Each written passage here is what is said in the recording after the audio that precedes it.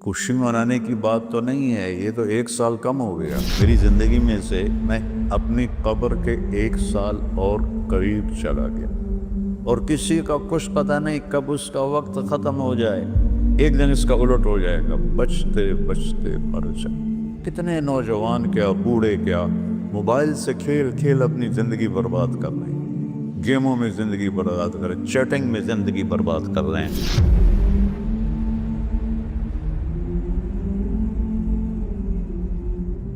ویسے تو نئے سال نئے سال میں کوئی نئی چیز نہیں، وہی جنوری آ گیا جو پچھلے سال آیا تھا، وہی فروری آئے گا جو پچھلے سال تھا، وہی مارچ آئے گا جو پچھلے سال تھا، وہی سردی ہے جو پچھلے سال تھی۔ کچھ بھی نہیں بدلتا، صرف ہندسہ بدلتا ہے، باقی سال میں تو نئی کوئی بھی چیز نہیں ہے۔ موسم بھی وہی ہیں، دن رات بھی وہی ہیں، بارش آندھیاں بھی وہی ہیں، دریاؤں کی روانی، ہمارے تو دریا خشک ہو گئے، وہی پہاڑوں پہ برف ہے، وہی آبشاریں ہیں، وہی چشمے ہیں، وہی پرندوں کی ڈاریں ہیں، وہی رات کا اندھیرا ہے، وہی دن کا اجالا ہے، وہی صبح و شام ہے، وہی کہیں رونا ہے، کہیں ہنسنا ہے، کہیں دکھ ہے، کہیں سکھ ہے، کہیں ظالم ہے، کہیں مظلوم ہے، کہیں بدکار ہے، کہیں نیکوکار ہے، کہیں دھوکے باز ہے، کہیں دیانتدار ہے۔ ہر چیز تو اسی طرح چل رہی، تو تبدیلی کیا ہوئی ہے؟ اور کتنے پاگل پن کی بات ہے کہ خوشی منائی جاتی ہے۔ خوشی منانے کی بات تو نہیں ہے، یہ تو 1 سال کم ہو گیا میری زندگی میں سے۔ میں اپنی قبر کے 1 سال اور قریب چلا گیا، تو بدلا تو کچھ بھی نہیں۔ یہ جنوری شروع ہو گیا، پھر فروری آ جائے گا، پھر چلتے چلتے پھر دسمبر آ جائے گا، پھر ایسے موسم گم ہو جائے گا، اور ہماری زندگی کا 1 سال اور گھٹ جائے گا۔ کچھ چیزیں یاد رہ جاتی ہیں، حادثات، واقعات، باقی آدمی سب کچھ بھلا دیتا ہے۔ اتنی عمر گزار کے ماضی میں دیکھیں تو کچھ یاد ہے، اکثر بھول گیا ہے۔ البتہ پچھلے سال کا جو میرے بیٹے کی وفات کا حادثہ ہے، وہ شاید مجھے موت ہی بھلائے گی، اس سے پہلے تو بھولنے کا کوئی شکل نظر نہیں آتی۔ اس کا وقت تھا، وہ چلا گیا۔ تو 2023 تو میری زندگی میں ہمیشہ ہی مجھے دکھ دیتا رہے جب تک میری زندگی باقی ہے۔ تو وقت ایک بہت بڑی دولت ہے۔ جن جن چیزوں سے وقت پیدا ہوتا ہے، اللہ نے سب کی قسم اٹھائی ہے۔ ہر وہ چیز جو وقت کے بننے میں استعمال ہو رہی ہے، اللہ اس کی قسم اٹھا رہا ہے، یہ بتانے کے لیے کہ یہ جو سانس ہے نا، اب یہ کبھی واپس نہیں آئے گا۔ گئی دولت واپس آ جاتی ہے، گئی صحت واپس آ جاتی ہے، گری عمارت دوبارہ بن جاتی ہے، لیکن یہ جو سانس وقت نے لیا ہے واپس نہیں آ سکتا ہے۔ دن اور رات کتنے بڑے ڈاکو ہیں کہ علل اعلان ہماری زندگی کو کھاتے جا رہے ہیں، کھاتے جا رہے ہیں، کھاتے جا رہے ہیں۔ کوئی ہمارے 100 روپے جیب سے نکالے تو ہم کہتے ہو یہاں جمعے میں آ جاتے ہیں جیب کترے، وہ موبائل نکالتے ہیں، اور جی میرا موبائل نکل گیا، ذرا ہوشیار بھی رہنا، پتہ نہیں آئے نہ بیٹھے میں تو وہ میرا موبائل نکل۔ لیکن یہ سانس، ایک لمحہ جو نکلا ہے، اسے تم واپس نہیں لا سکتے۔ سورج چاند کی گردش الٹی نہیں ہو سکتی۔ تو اس کی اہمیت بتانے کے لیے اللہ تعالیٰ نے ان ساری چیزوں کی قسم اٹھائی۔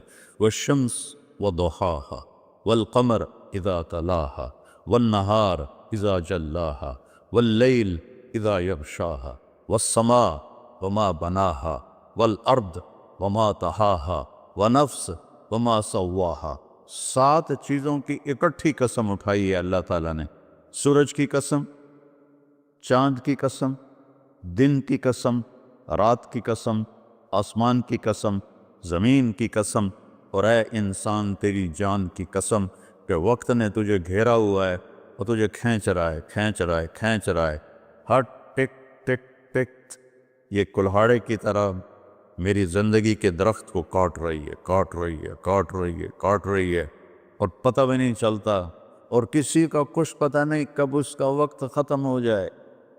میں اپنے بارے میں تو سوچتا تھا کہ 70 سال کا ہو گیا ہوں تو اب میری زندگی مطلب جامن دا ویلا نیڑے ہی ہے، لیکن وہ عاصم پہ وقت آ گیا کہ 36 سال کا نوجوان اور اتنا صحت مند کہ 30 کلومیٹر مسلسل دوڑنے کی طاقت تھی اس کے اندر، 30 کلومیٹر ایک سانس میں دوڑتا تھا، اور خانپور ڈیم کو 1 گو میں اس نے کراس کیا اور آر پار کیا۔ اس کے اوپر موت کا حکم آ گیا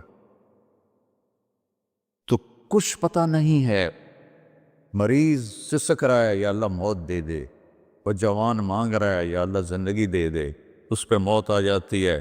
اور وہ ہمارا ایک نوکر تھا چاچا فتح محمد نام تھا، فتح کہتے تھے، آخر عمر میں بیمار ہو گیا تھا تو میں اس کا حال پوچھنے گیا تو مجھے کہا میاں موت نہیں آ رہی، ہمارا ٹائٹل ہے وہاں خاندان میاں، میاں موت نہیں آ رہی، کسی کو مانگے نہیں ملتی، کسی کے بچتے بچتے، لوگ کہتے ہیں نا میں تو مرتے مرتے بچا، ارے بھائی بچتے بچتے مر جائیں گے، میں تو مرتے مر جاؤں، میں تو مرتے مرتے بچے، ایک دن اس کا الٹ ہو جائے گا، بچتے بچتے مر جائے۔ وقت قیمتی چیز ہے، اور یہ قیمتی بنتا ہے اس میں کچھ بھرنے سے، اور جو بھر دو گے نکال نہیں سکو گے، وقت کے برتن میں جو بھرو گے، وہ بوتلوں میں یہ سیرپ مشینوں میں ایسے ڈال رہی ہوتی ہے نا، ایسے بوتل آتی ہے، اس میں اوپر سے وہ مشین اس کے اندر سیرپ ڈالتی ہے، وہ آگے چلی جاتی، کبھی کوئی بوتل مس ہو جاتی ہے تو خالی آگے نکل جاتی، اس کے اوپر کھڑا ہوا جو ہے کام کرنے والا، وہ اس کو اٹھا کے دوبارہ پیچھے رکھ دیتا پھر بھر جاتی ہے۔ لیکن یہاں یہ نہیں ہو سکتا کہ میری یہ گھڑی خالی چلی گئی، کچھ بھی نہ کیا، یا موبائل سے ہی کھیلتا رہا۔ کتنے نوجوان کیا بوڑھے کیا موبائل سے کھیل کھیل اپنی زندگی برباد کر رہے ہیں، گیموں میں زندگی برباد کر رہے ہیں، چیٹنگ میں زندگی برباد کر رہے ہیں۔ وقت ایک قیمتی چیز ہے، یہ سال مہینے تو ہم نے بنائے ہیں، اللہ نے کہا تھا تعلموا عدد السنین والحساب، مہینے سال تم خود بنا لینا، میں تمہیں وقت کھلا دے رہا ہوں جب تک تمہاری زندگی ہے۔ 17 ہجری میں حضرت عمر رضی اللہ تعالیٰ عنہ کی حکومت تھی، ابو موسیٰ اشعری رضی اللہ تعالیٰ عنہ یہ گورنر تھے بصرہ کے، تو انہوں نے خط لکھا کہ امیر المومنین آپ کے خط آتے ہیں، نہ پتہ ہوتا ہے یہ کب نافذ ہونا ہے اور نہ پتہ ہوتا ہے یہ کب ختم ہونا ہے، تو ارخ لنا، تو ہمارے لیے کوئی کیلنڈر بنائیے۔ تو حکومت بہت پھیل چکی تھی، 22 لاکھ مربع میل میں حکومت پھیل چکی تھی، تو حضرت عمر کو یہ بات بڑی پسند آئی تو انہوں نے سب کو جمع کیا، فرمایا بھائی ابو موسیٰ کا خط آیا ہے تو ہمیں اپنا کوئی کیلنڈر بنانا چاہیے۔ سب نے کہا بالکل صحیح ہے، تو فرمایا کہاں سے شروع کرے؟ تو ایک رائے آئی میلاد النبی سے شروع کرے، ولادت نبی سے شروع کرے۔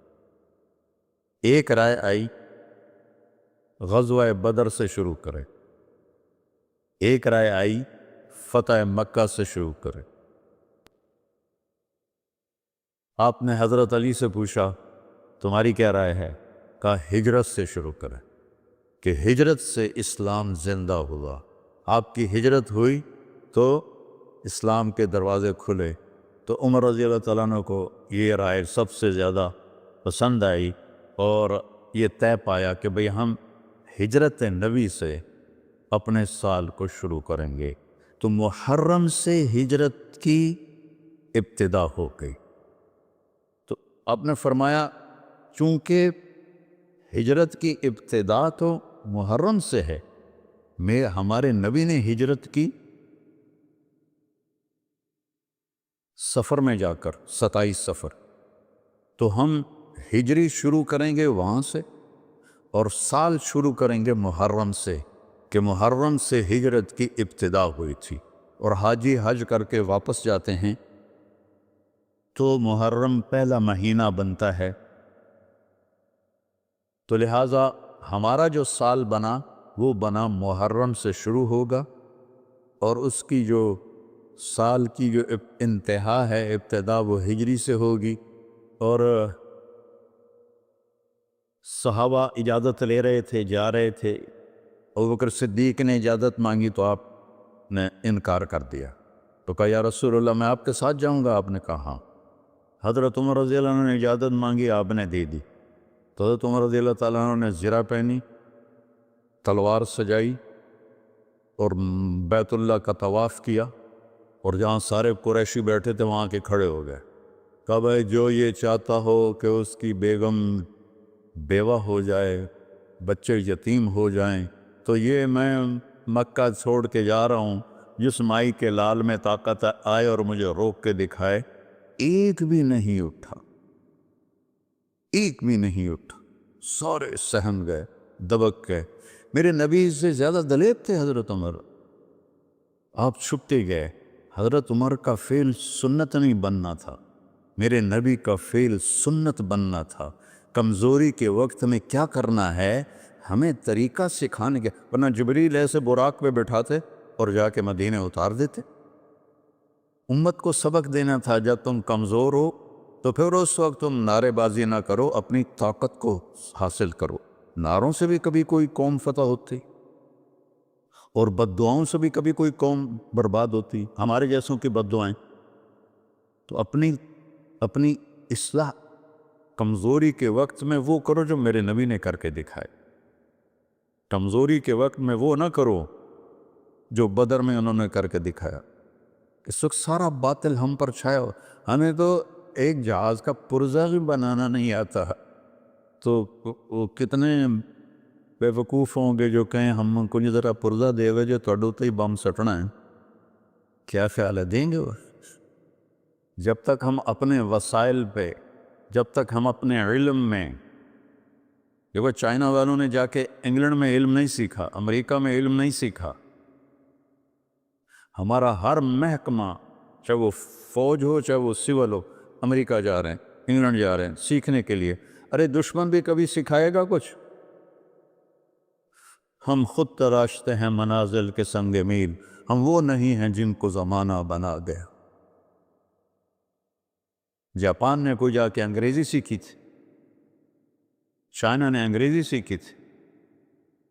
انگریزی سیکھنا کوئی منع نہیں ہے، ایک زبان ہے، سیکھو، لیکن اس کو بڑائی اور عزت کا معیار بنا لیں.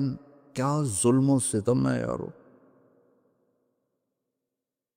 اپنے علم میں خود مختار بنو گے، اپنی طاقت حاصل کرو گے، اللہ سے تعلق بڑھاؤ گے، پھر نعرے لگاؤ. ایسے زندہ آباد مرد آباد کیا فضولیات. مسجدوں میں اتنا شور مچ جاتا ہے، زندہ آباد مرد آباد. حضرت عمر رضی اللہ تعالیٰ نے دیکھا دو آدمی مسجد نبوی میں اونچی اونچی بات کر رہے تھے. تو آپ نے ایک کنکر اٹھایا اور ان کو ایسے پھینکا. جب ان کے سامنے گرا تو انہوں نے مڑ کے دیکھا تو حضرت عمر نے ایسے اشارے سے بلایا مسجد نبوی میں. تو وہ آ گئے. کہاں سے آئے ہو؟ کہ یہ طائف سے. کہ اگر تم مدینہ کے ہوتے تو مار مار کے تمہارے چہرے میں خونی کر دیتا. تم نبی کی مسجد میں اونچی آواز سے بول رہے. یہ ساری مسجدیں مسجد نبوی سے جڑی ہوئی ہیں، بیت اللہ سے جڑی ہیں. ان میں نعرے کبھی زندہ آباد کبھی مرد آباد. یہ کیا امت نے طریقہ اپنا لیا ہے.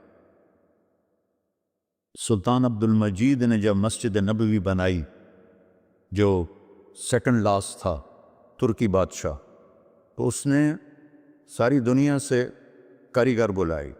ان کو استنبول میں ایک بستی میں ٹھہرایا اور کہا اپنے ہر ہنر والا اپنے بچے کو حافظ بنائے اور اپنا ہنر سکھائے. تو سب نے ایک ایک بچہ حافظ بنایا، اپنا تعمیراتی ہنر سکھایا. تو 3000 حفاظ اور کاریگر تیار ہوئے. ان کو سلطان عبد المجید نے مدینہ بھیجا اور انہوں نے مسجد نبوی کی تعمیر شروع کی. سارا ہر پتھر پہ قرآن پڑا ہوا ہے جو پرانی مسجد ہے.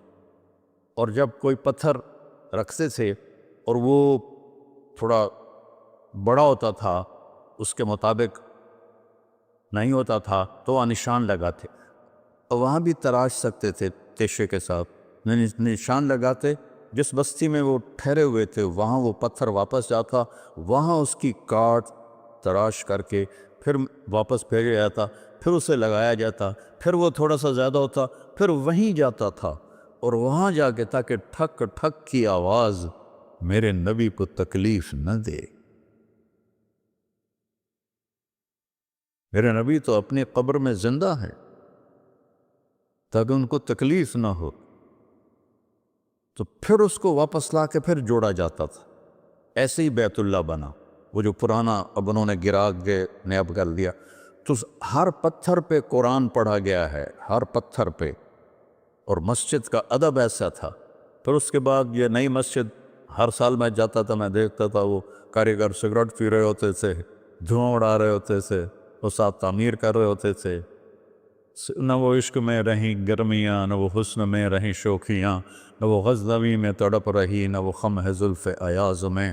وہ زمانہ ہی بدل گیا، وہ مسلمان آئے وہ شاک گئے وعدہ فردہ لے کر، اب انہیں ڈھونڈ چراغ رخ زیبا لے کر۔ تو ہمیں قمری سال دیا گیا، اس کی وجہ مجھے سمجھ آئی 2014 میں جب میں ناروے گیا، اور ناروے میں ہے اینڈ آف دا ورلڈ، شمال میں and of the world Norway میں ہے۔ میں وہاں گیا، اس علاقے میں 2 مہینے سورج نکلتا نہیں اور 2 مہینے ڈوبتا نہیں، تو کیلنڈر جو شمسی ہے وہ فیل ہو جاتا ہے۔ رات ہے لیکن سورج نکلا ہوا پتہ نہیں دن ہے یا رات، دن ہے سورج نکلا ہوا پتہ نہیں دن ہے یا رات ہے۔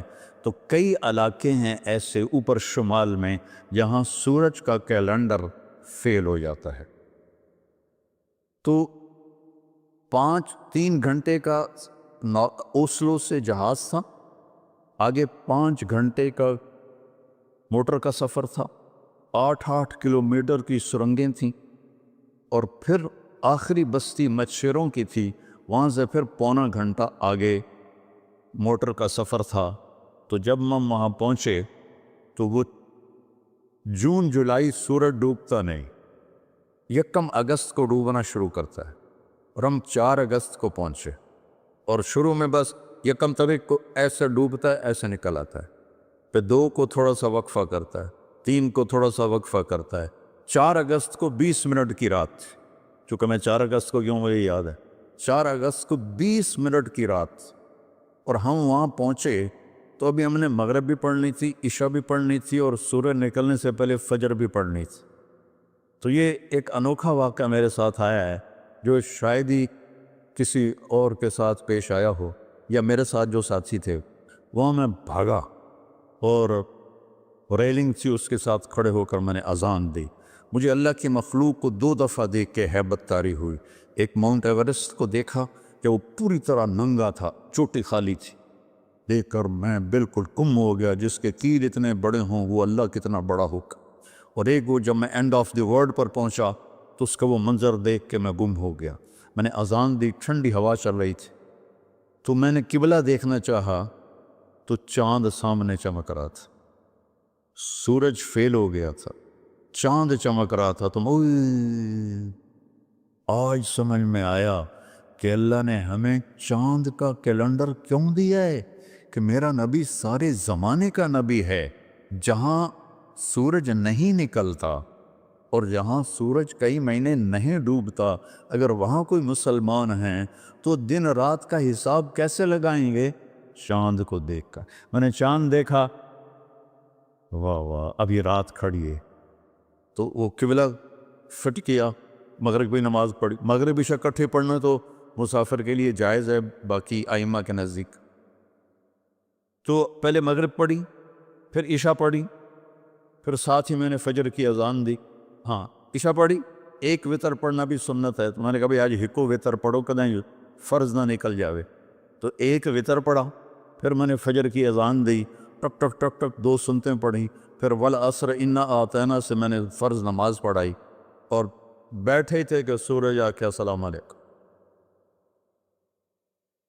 تو وہاں جا کے مجھے یہ بات سمجھ میں آئی کہ اللہ نے ہمیں چاند کا کیلنڈر کیوں دیا ہے.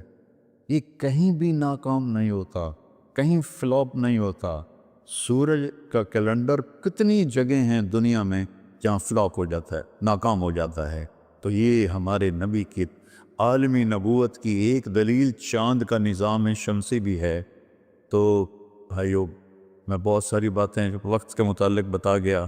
کہنا تو یہ تھا کہ ہندسہ بدلا ہے تو اپنے آپ کو بھی بدلیں، توبہ کریں اپنے رب کی بارگاہ میں اور گناہوں سے توبہ کریں. پتہ نہیں کب عاصم کی طرح کس کو موت اٹھا کے لے جائے. تو نہ جانے بلا لے پیا کس گھڑی، تو کیا کیا کرے گی کھڑی دن کے دن. نہ جانے بلا لے پیا کس گھڑی، پتہ نہیں کب موت کا ڈنکا بج جائے. تو بھائیو، اس سے پہلے توبہ کرو، اپنے رب کی بارگاہ میں جھکو، فرائض ادا کرو، 5 نمازیں پوری پڑھو، جھوٹ نہ بولو، سچ بولو، دھوکہ نہ دو، دیانتداری سے چلو، بدکاری نہ کرو، نکاح کرو، یہ نشے نہ کرو، حلال پیو، حلال کھاؤ، حرام نہ کماؤ، حلال کماؤ. ماں باپ زندہ ہیں تو ان کے آگے اف بھی نہ کرو. بیوی بچوں سے حسن سلوک رکھو، روب جمانا نہیں. ماں باپ سے کہتا ہوں، اولاد کی عزت کرو، اولاد کو عزت دو، انہیں ڈانٹ ڈپٹ سے نہ چلاؤ، پیار سے چلاؤ. اولاد سے کہتا ہوں، ماں باپ کے آگے اف بھی نہ کرو کہ وہ تمہاری جنت ہیں، وہ تمہاری جنت کے دروازے ہیں. اور اپنی کمائیوں میں حلال رکھو. ایک دوسرے سے لڑے ہوئے ہو تو صلح کر لو، کہ اللہ پاک کو آپس کا لڑنا بالکل پسند نہیں ہے. اور اب یہ سیاست کا بازار گرم ہو رہا ہے، یہ نہیں منافقت ہے، منافقت کے سوا کچھ نہیں ہے. اس سے دور ہی رہو تو اچھا ہے. اور اگر کہیں کوئی سیاست کا کسی کو شوق ہے تو پھر اپنے مخالف کی بدخوئی نہ کرے، اس کی برائی نہ کرے، اس کو گالیاں نہ دے، اس کو برا بھلا نہ کہے، ورنہ اپنی آخرت خراب کرو گے. یہ ایم پی ایم این اے ٹکے ٹکے بک رہے ہیں تو ان کی کیا حیثیت؟ آج کل کے وزیروں کو کون پوچھا؟ وزیر اعظم کو کوئی نہیں پوچھتا، تو وزیروں کو کس نے پوچھنا؟ جب میں لاہور پڑھتا تھا تو مغربی پاکستان ہوتا تھا، ایک صوبہ، اور اس کا گورنر تھا امیر محمد خان اکیلا، اور پورے مغربی پاکستان کے 11 وزیر. ان کا روب بھی تھا، ان کے پاس پاور بھی تھی، ان کا پروٹوکول بھی تھا، وہ دیانتدار بھی تھے.